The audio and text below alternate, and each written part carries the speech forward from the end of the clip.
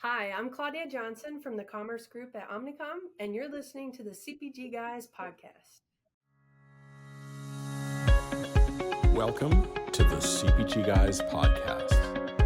Your hosts, Shri Rajagopalan and Peter V. Espan, explore how brands and retailers engage consumers in an increasingly digitally driven world. And now, here are the CPG Guys. Hello and welcome to this episode of the CPG Guys. I'm of course Shri, your co-host and also CRO and co-founder of Think Blue Consulting, your trusted partner in your omni-channel development journey. Get in touch with me at Shri at thinkblueconsulting.co. That's co, not com. Please do listen to my older daughter's music at www.riaraj.com and follow Laura Raj, my younger daughter, as a member of the world's fastest growing global girls group, Cat's Eye. And of course, I'm joined today by my co-host, best friend, and co-founder of the CPG Guys PVSP, who also moonlights as head of industry and client engagement at Flywheel, the commerce acceleration division of Omnicom. Peter, it's Friday afternoon, middle of summer, school's opening in a couple of weeks. Most of the country, it's already open. How you doing, man? You ready for school? Took Nadia to the outlet mall just down the highway, bought her all new clothing. She's all geared up for the year. She's already starting. Yesterday, she hit me up last night. She goes, "Daddy, find me pumpkin stencils. I want pumpkin stencils with Hello Kitty, Harry Potter." She gave me a whole list. So we sat there and browsed on my computer for a couple hours last night.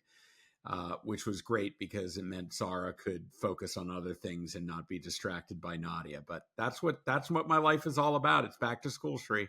I got to tell you, Peter, with a 25-year-old and 20-year-old, I miss all this stuff. Back to school the very next week. It would be about homework and conversations about fall, Thanksgiving, Halloween costume. Now, instead, I'm going to London and we're going to be backstage with Coldplay in a week and a half from now. So, whole different life. But I do miss those moments significantly. But before we get to our podcast, let me request from our audience to follow us on your preferred podcast platform so you automatically receive the latest episodes. And please consider giving us a rating so that our podcast becomes more findable by industry contemporaries looking to be educated and entertained, and so that we know how we're doing.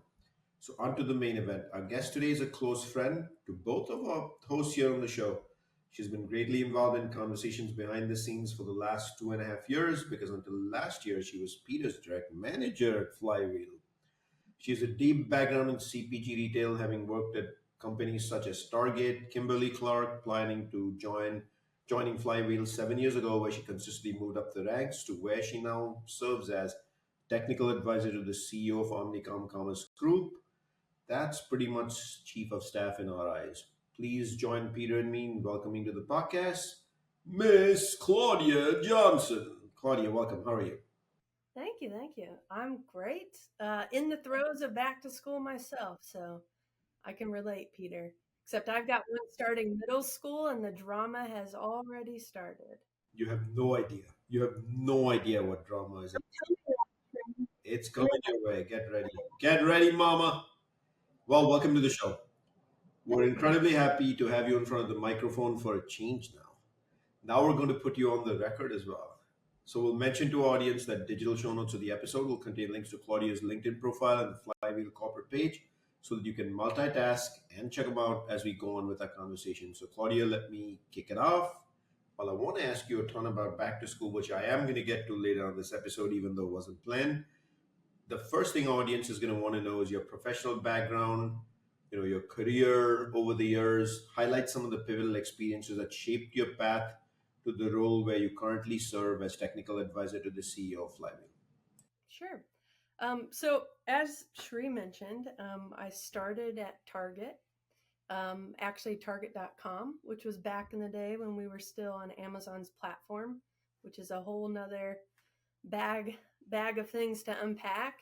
And then moved over to Kimberly-Clark, where I actually started in supply chain.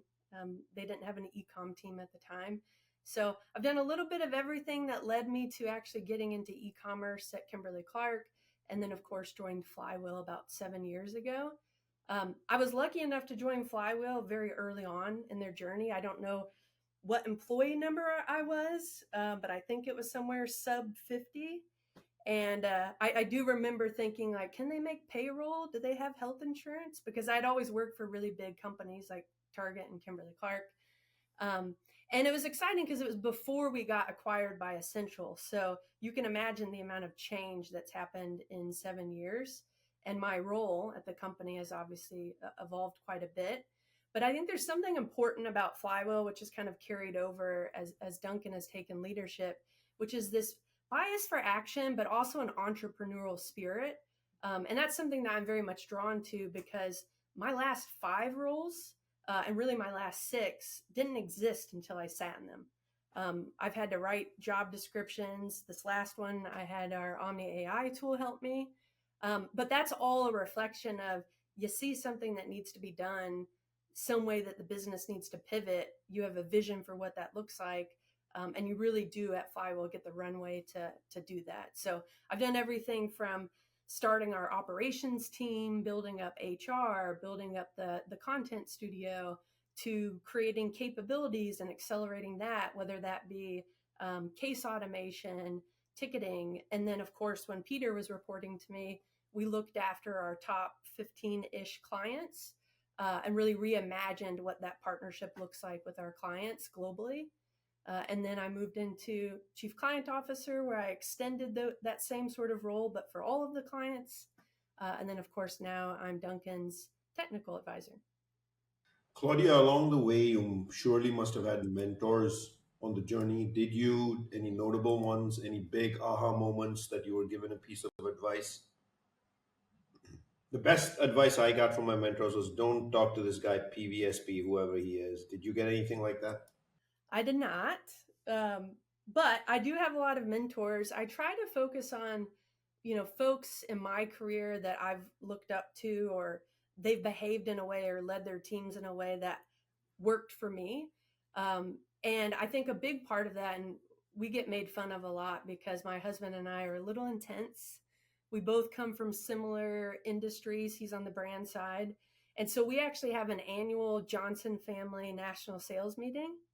And we go offsite. We've got spreadsheets and PowerPoints. Sometimes there's a theme, but not always. We haven't quite got to the swag stage of our journey yet.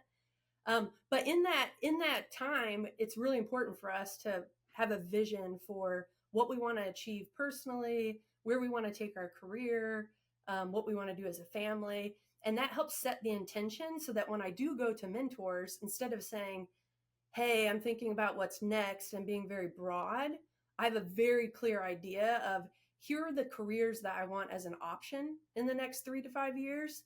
Here are where I believe I have skill gaps.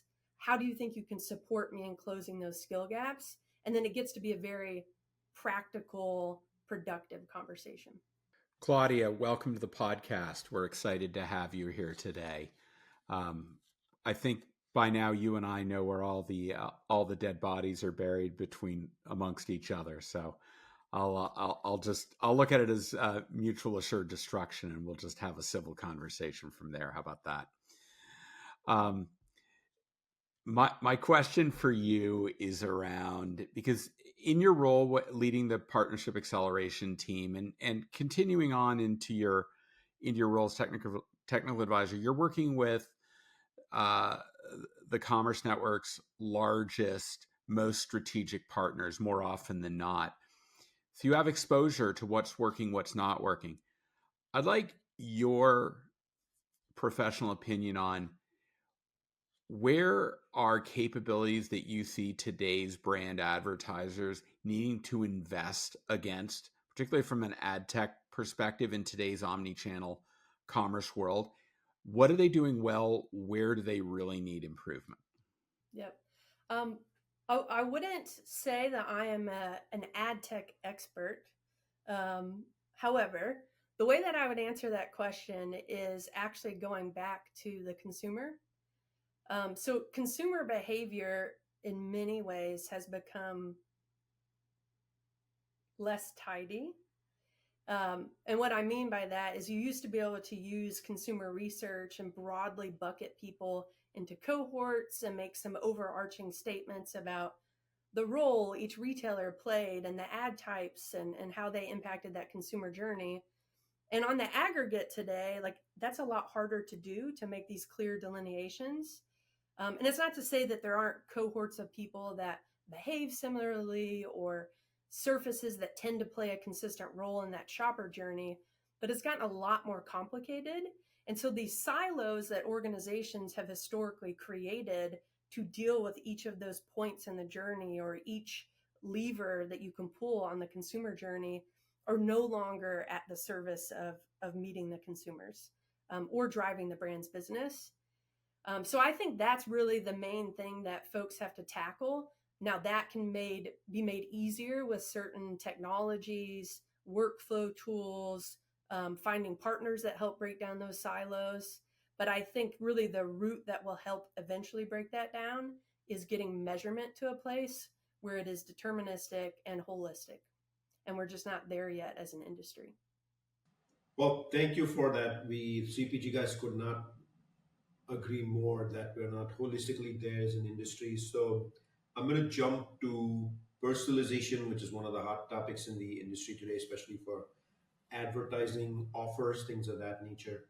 So can you tell us why identity management is important in how full funnel advertising is successfully executed today?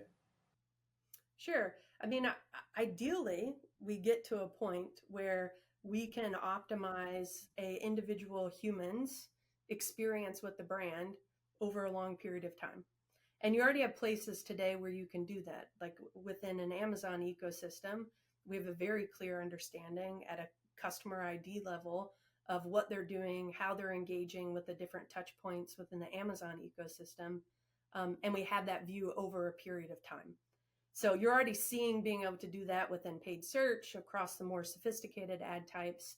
But we want to get there with everyone else because what I imagine in my suspended reality world is if you're the Walmart customer team lead, and instead of having a bucket of money that the brand team gives you and is laddering up to a brand platform, and then having shopper budget, which is partially trade and partially brand, and some of it's in the media JBP and some of it's in the retail like it's all over the place. Instead of that, what if you were having a conversation with your merchant that was, how do I drive sales at Walmart?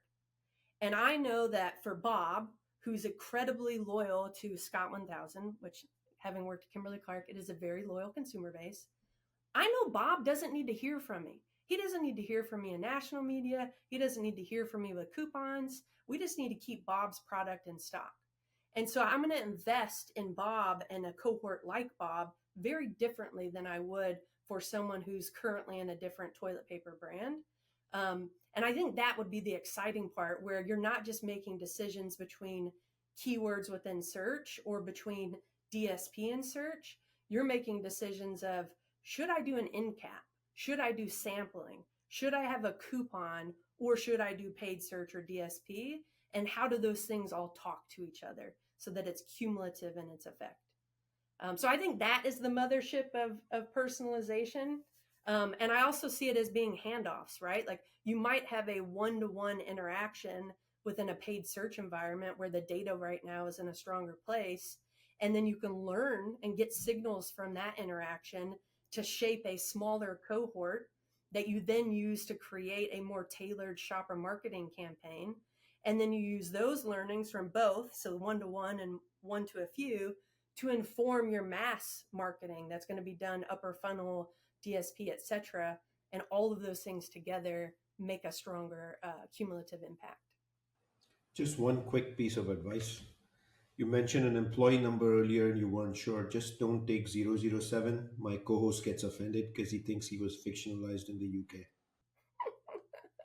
I don't even know what employee number I was, but I know Henry Moore's like number 12 or something. That's about the only one I know.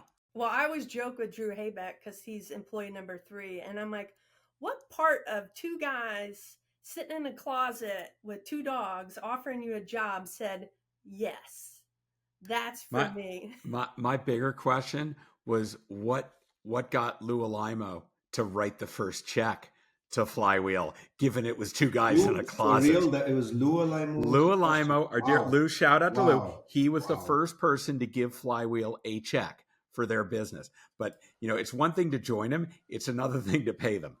Well, it's like that video, right, at the festival where the guy's dancing by himself and lose the first follower. He's the one that joined the crazy people dancing alone in the field, and you know, turned out well. Speaking of our dear friend Lou, it was in New York, October of 2023 at Unboxed, where Duncan introduced Lou as being the first person to write a check to Flywheel. But it was always, and the reason we were there is because it was Unboxed 2023, and at that event, Amazon made a trumpeting announcement introducing Amazon Marketing Cloud. It's their clean room. Now, Sri and I lovingly joke about clean rooms being places where you keep Windex and the floor cleaner and other things like that. But I think, in all seriousness, we know that this is a privacy safe environment where you can commingle data sets from two or more parties. I'd like So to my understand. fiber-based broom is No, useless, no, no, Sri. and no more Clorox No, bleach. no, Shri. Okay. Shri, go. All Can you right. turn on your Roomba and just vacuum your office there while we talk? Peter, that's not even the best. That's not even the best story because we made swag for that year at Unboxed, and it said "Show me your clean room." And one of our clients wore it to like a kid's soccer game, and other moms were like, "Oh my God, where'd you get your hat? I need one of those." I do remember that. I also remember I was surreptitiously trying to take pictures of Alex McCord while you were talking to him in the Flywheel booth, and he caught me, and he was like, "No, stop taking pictures of me." But in any event, all fun aside, why, from your perspective, are clean rooms valuable to brands and publishers? And do you think Amazon has a major advantage compared to other retailers that are introducing clean rooms, and why? I do think they're an advantage because it allows you to dig into that consumer and shopper behavior in a way that's actually operational. And I know people will argue, well, when it first came live, you had to know SQL, and to some degree, knowing SQL is still helpful to get the most out of the platform. But even with that, it's still a lot more operationalized and democratized than some of the other retailers' data sets, which potentially are at par or maybe better because of the collection that they have. But it doesn't really matter how good the data is if someone can't go into the system and decipher it and harness insights and do something. And then one step further, AMC makes it easy to go look, find an insight, and with one button, build an audience and deploy it. All the other retailers, and I don't know every single retailer, but the ones I have exposure to, there's still manual handoffs. You know, like you talk to a group within the retailer that gives you a deep consumer insight, and then you have to carry your little sheet of paper somewhere else and hand it off. That's not the speed of commerce. So I do think it gives an advantage because you can dig into that consumer behavior, and the 5-year look back window is a differentiator because again, you can see the impact of your activity over a longer period of time. So let's say, for instance, if you're, I've worked with some brands that are in the motherhood space.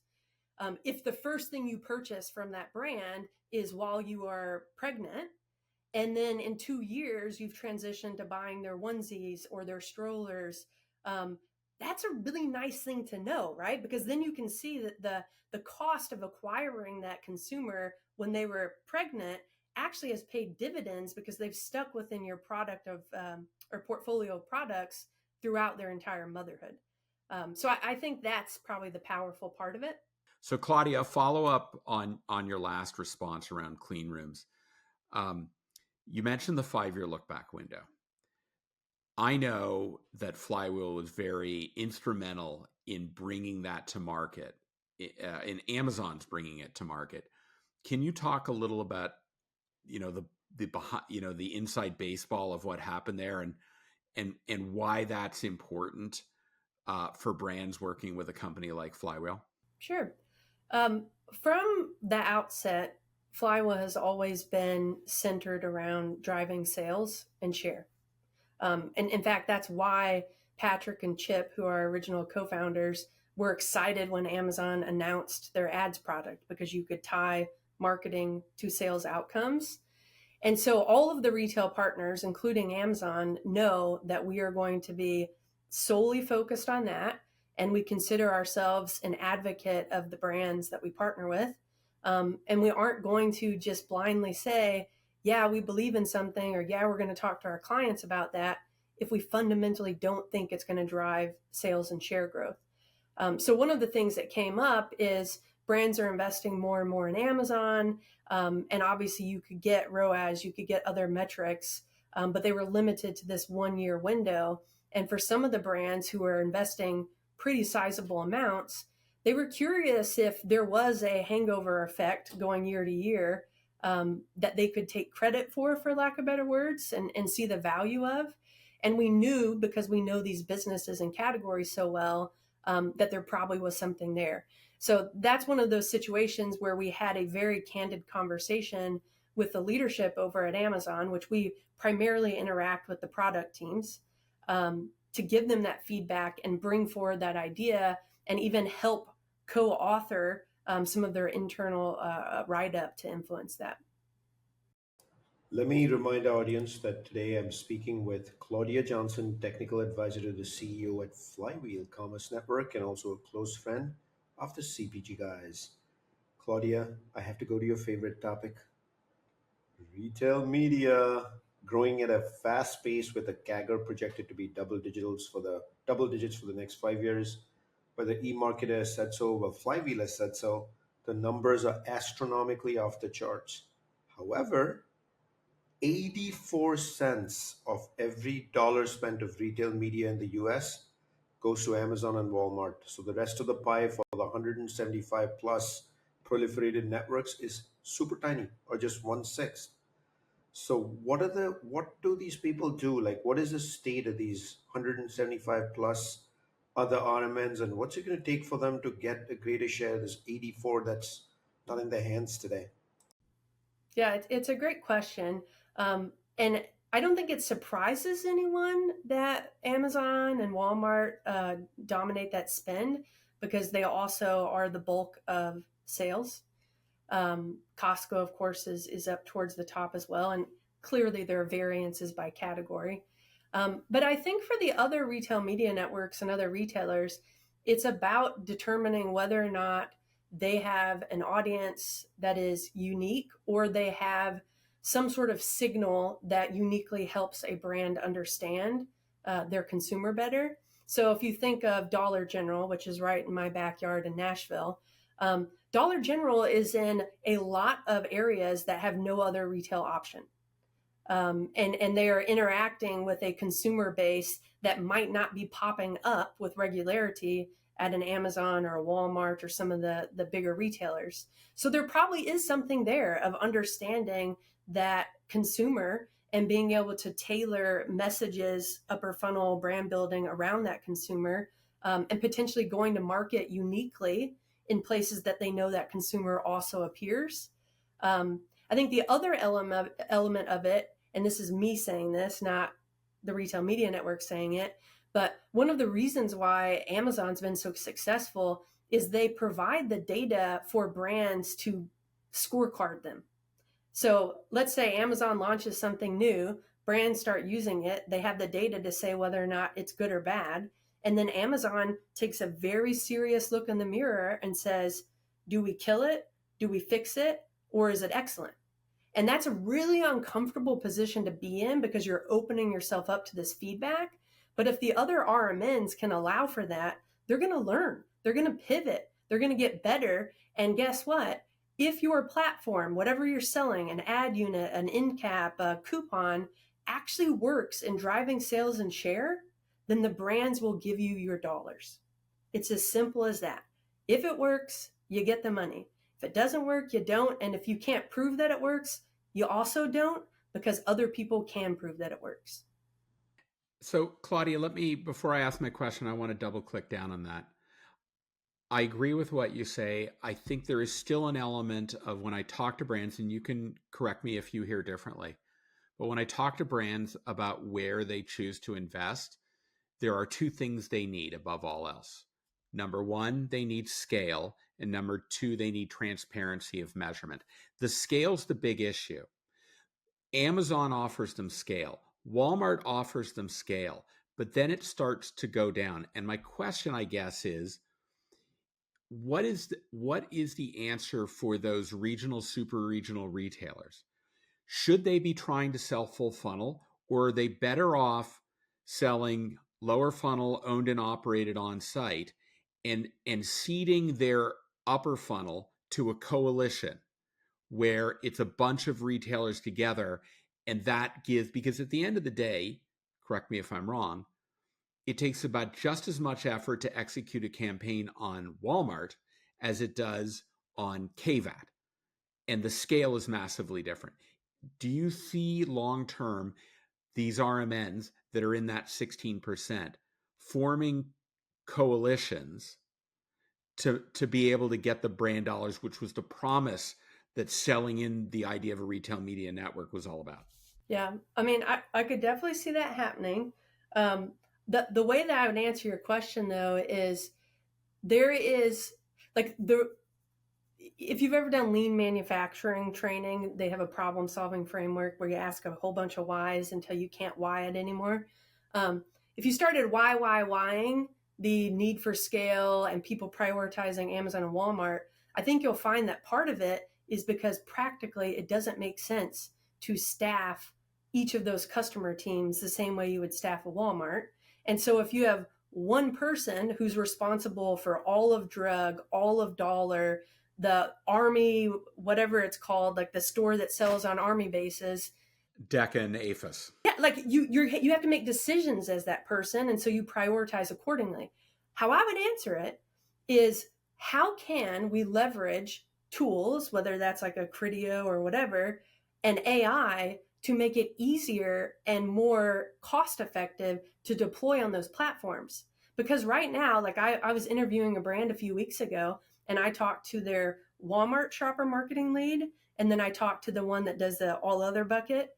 The all other bucket one was like, well, I just take national programming, I put the retailer logo on it, and like call it a day, because that's all she has time for. The Walmart customer person, shopper person, she was like, nothing goes in the walls of Walmart unless it's bespoke for Walmart. It will be deeply rooted in an understanding of that merchant, of my category, of that consumer. But I don't think it has to be, or if we can make it easier to do bespoke creative and bespoke shopper and bespoke retail for these other guys. So that's I don't know if that's a normal answer for people to give, but that's my answer. That was solid, Claudia. Go ahead, Sri. To be honest, there is no normal answer in this space. The answer is shaped by the outcomes, and I'm sure the outcomes you're seeing with your clients is shaping your answer, which actually the CPG guys see as a similar vision for how things are run today. So it's no surprise to us. Claudia, for the better part of 75 years since the end of what I'd call the golden age of the brand in the 1950s, retailers have pretty much controlled the decisions. There was an imbalance of power in working with suppliers because they held the checkbooks. They wrote the checks to buy products.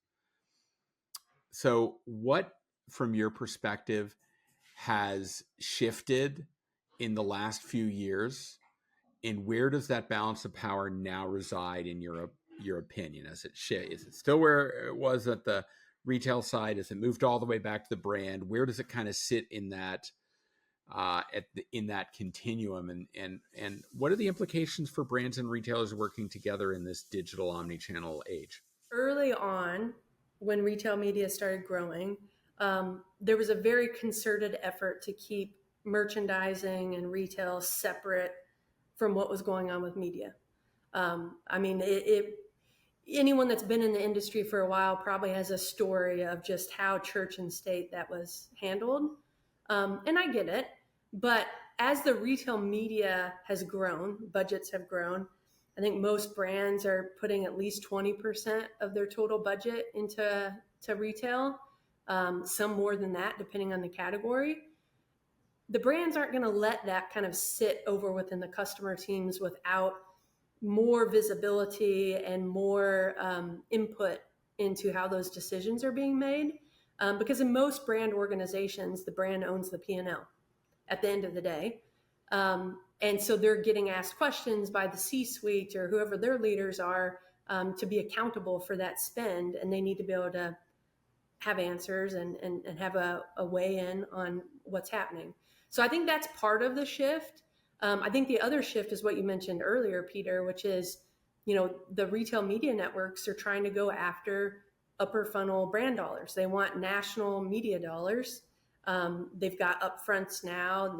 And that changes the dynamic, because now you're directly pulling in those marketers and those brand folks, and they're going to be making those buys at a more centralized level.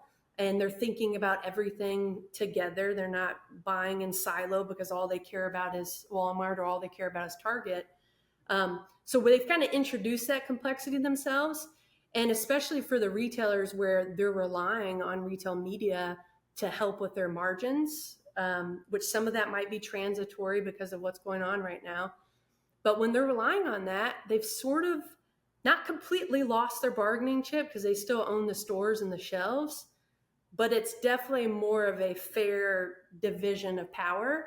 And I think brands that have large budgets, who know how to wield that power appropriately, will find it easier to negotiate with retailers than they did 5-10 years ago.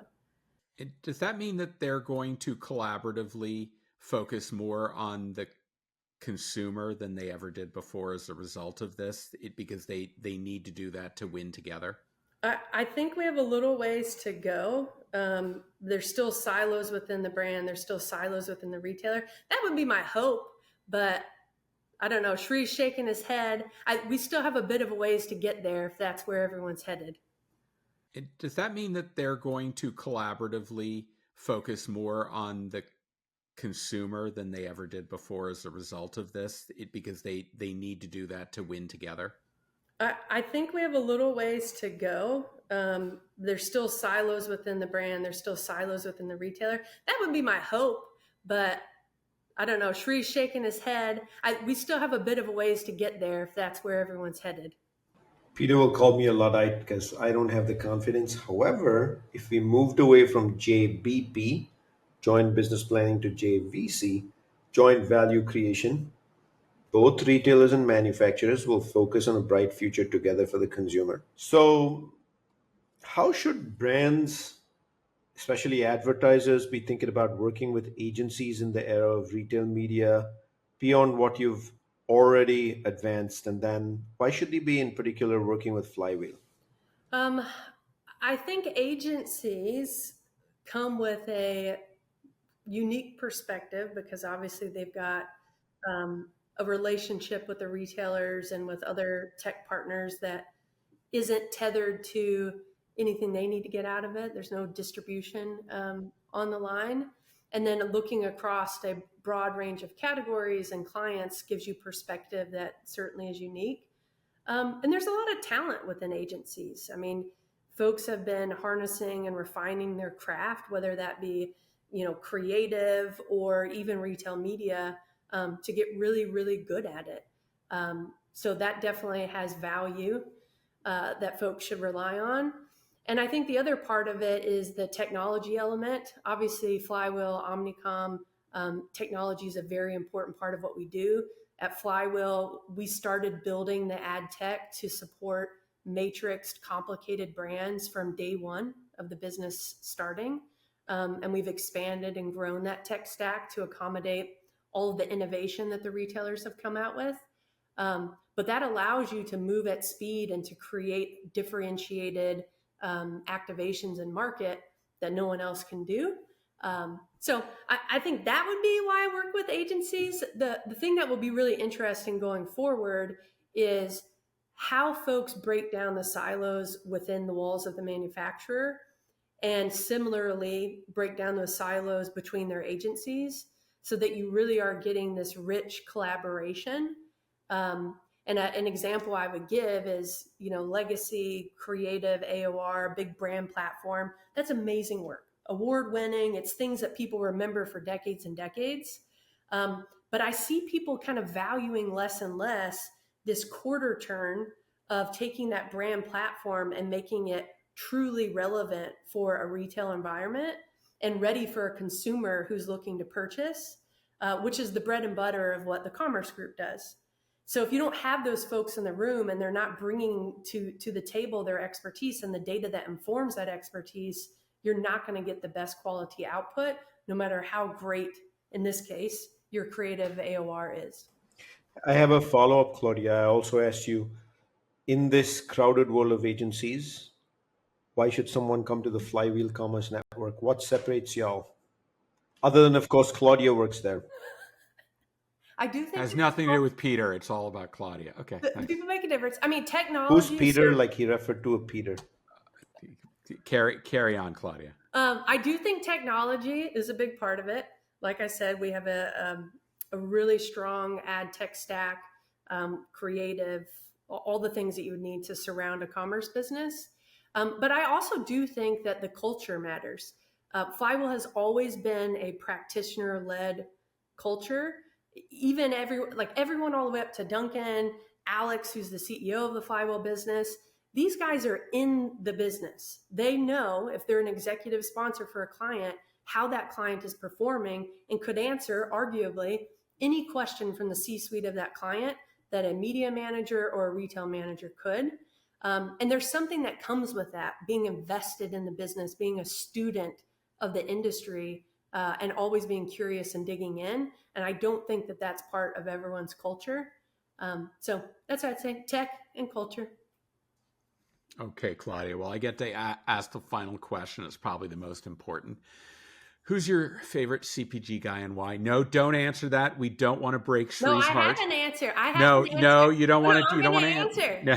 I'm going to answer because I have a 12-year-old daughter. Shout out to Dorothy. Woohoo! She's a big Cat's Eye fan, and therefore Shree is my favorite CPG guy. Hallelujah! He's buttering up to get tickets to the touring of Cat's Eye when it hits Nashville. Hallelujah! I'm not gonna blame you, Claudia. I can't fault you for that. But my serious question is, we talked a little bit about brands working with agencies, but let's talk a little bit about retail media networks and working with agencies. What should retail media networks be doing to partner with agencies like Flywheel that will help them grow their business at the same time that brands are able to grow their sales and share? What is it they need to do to really enable these agencies to drive volume on their platform? Yeah, I think a few things. The first one would be really leverage the agencies as a unfiltered voice of the client. You're going to get very direct feedback from your agency partners, probably more direct than you're going to get from the brand themselves, to help tailor the solutions you're bringing forward to them, the tools that you're building out. So I think that's the first one. The second one is to bring us into the loop when you're developing products and trying to think through solutions. Because like I said, we have the client in mind. We've got the consumer at the center of what we're doing, and we can help give feedback and be that first point of feedback when you guys are developing new technology or new capabilities. So I think that's the second one. The third one is to make it easy to work with them. Obviously, the big thing is making data available and having APIs, not changing things too frequently to make people have to re-engineer connections. All of that makes it easier for us to scale and to bring new opportunities forward. And then the last way I would say is think creatively about how we can help do one-to-many communication. So I was just spitballing with someone on our shopper team the other day about how great it would be if we were building shopper ideas that we brought to a retailer, and instead of the retailer having to have one-on-one conversations with every brand, instead they're coming through us and we're helping source it with our client pool. So I think there's creative ways we could partner that way. Awesome. To our audience, let me remind them, please follow us on Apple Podcasts, Spotify, whatever your favorite platform is. Please do leave us a rating if you like what you heard. The rating actually helps us know how we're doing. Claudia, thank you so much for joining us on the episode, recording us today despite the internet challenges. It's a pleasure for us to have you, and we hope you'll choose to come back again and shed more knowledge here to our audience. Thank you for having me. It was fun. Peter, you know what? Thank you for joining me on this journey. And I'd love to ask you, Peter, what's your one big takeaway from this episode? I'll tell you mine in a minute. Well, besides the fact that I am not Claudia's favorite CPG guy because I don't have a pop star daughter, or frankly, two pop star daughters to help get tickets to. By the way, Claudia, you need to hit him up for Lollapalooza next year. I don't think I'm taking my 13-year-old to Lollapalooza, but I appreciate the shout. Okay, you wait a couple of years, and they'll still trust me. They'll be performing. You can hit them up then. To me, it's recognizing that. I always go back to the clean room, Sri. Being able to use really functional tools that help them get and measure audiences around things like new to brand, point of market entry, long term value, and what Amazon's built has given them a strategic advantage in that, with the exception of the rule that you can't identify an individual consumer through a query, they pretty much leave the building of an audience up to the imagination of whoever the user is. So to that end, they do have a strategic advantage. It's until the other RMNs enable that capability, that you don't have to run the gauntlet to get approval from someone to do a single query and then to follow up and do another query, right? Amazon's going to be the place where advertisers go to test and learn and scale. And I think that's critically important. And other retail media networks that don't enable that need to make sure that just having a clean room and not enabling your suppliers to actually leverage it is going to be detrimental. I'll share mine, Peter. Hallelujah. She's got a favorite CPG guy. Jokes apart, though.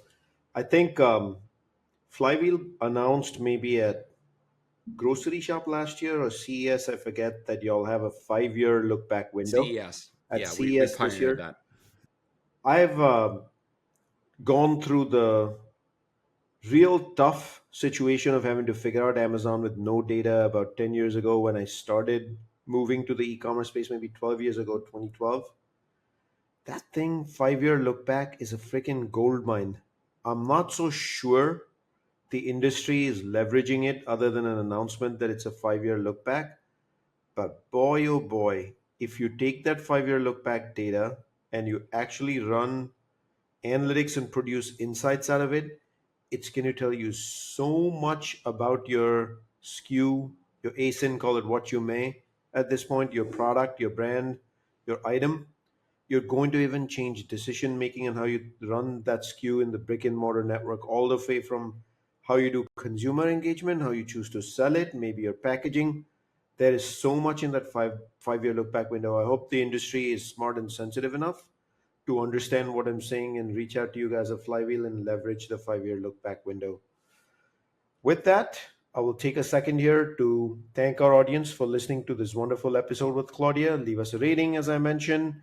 And of course, to all of you, thank you from Peter and me. You make the show happen. To all our sponsors, whether this podcast, our parties at events, hosted dinners, having us at panels, thank you, thank you, thank you from the bottom of our heart. And with that, it's a wrap of this episode of the CPG Guys.